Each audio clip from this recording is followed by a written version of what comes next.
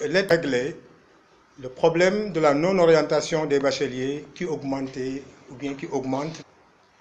Les EPS que nous sommes, forts du poids qu'ils représentent et conscients du rôle de mission de service public qu'ils doivent jouer, ont accepté de recevoir ces bacheliers pour un forfait de 400 000 francs, qui bien sûr représente à peu près le tiers ou même la moitié du coût de la formation selon les établissements.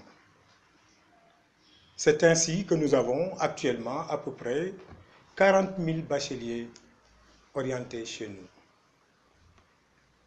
Il se trouve maintenant que depuis le début de cette opération, des retards importants sont notés dans le règlement des sommes dues, occasionnant des cumuls d'arriérés.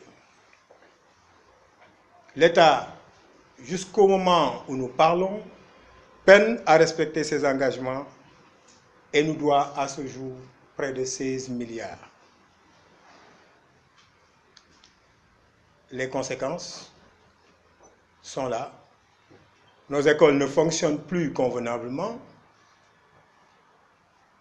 Nos bailleurs nous harcèlent de jour en jour. Certains d'entre nous-mêmes sont sous le coup d'une expulsion. Les enseignants ont commencé à déserter les salles de classe. Nos fournisseurs nous acculent. Et même nos partenaires financiers, que sont les banques, ne nous font plus confiance.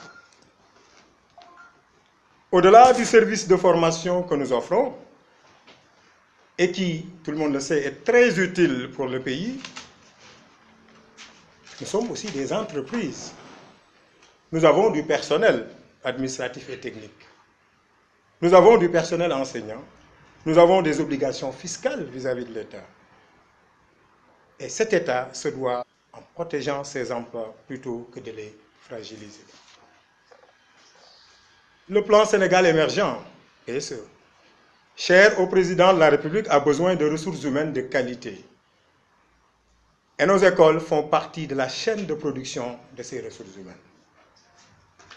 Nos étudiants sont partout bien appréciés, que ce soit au Sénégal et à l'étranger, parce que vous n'êtes pas sans savoir que nous recevons beaucoup d'étudiants étrangers.